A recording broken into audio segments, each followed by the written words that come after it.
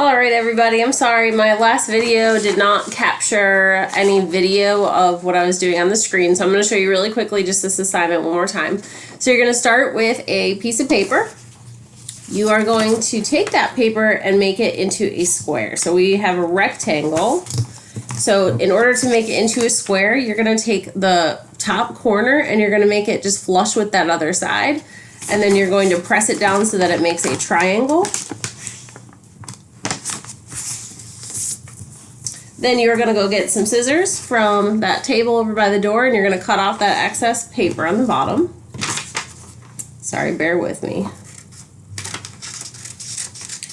Then once you have the square, you are going to fold it 3 times. So you can just leave it in this triangular form. You're going to fold it in half.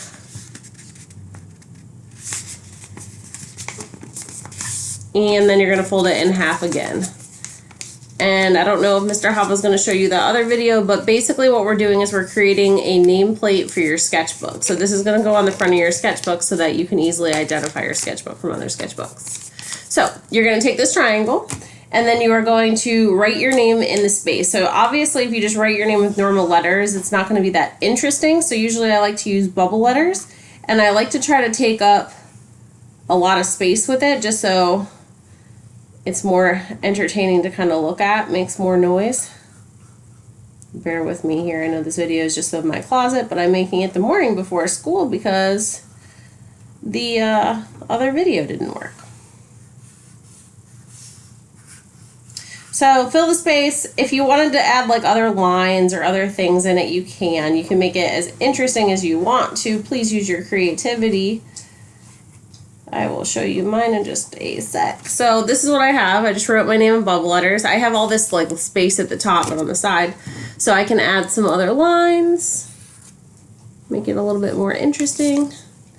Now once you're finished with that, I would do it in pencil first. I did it in marker just so you guys could see it better on the video. But once you're done with your pencil outline, do go over it in marker. So go over to the table over there by the door. There are some fine tip markers there that you could use, and you could use any array of colors that you'd want.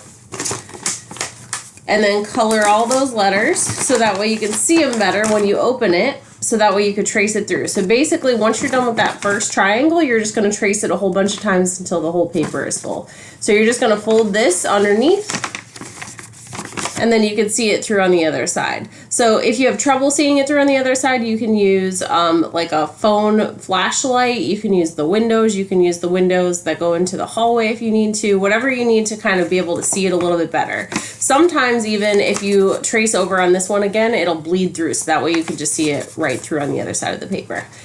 Now once you're finished tracing it through on these two, then you'll have a whole corner done, and then you could just fold this underneath and then do this whole other corner over here.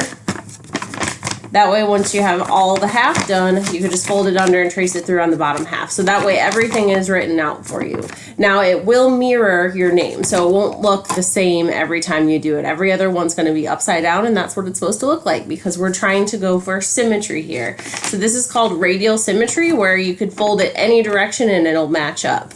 Now once you're done with your outline and marker, then you want to color it, but you want to make sure, like let's say I colored the N in green, you want to make sure that all of the ends are then green. So that way it's also radial symmetrical with the coloring as well as the lines. Good luck, guys.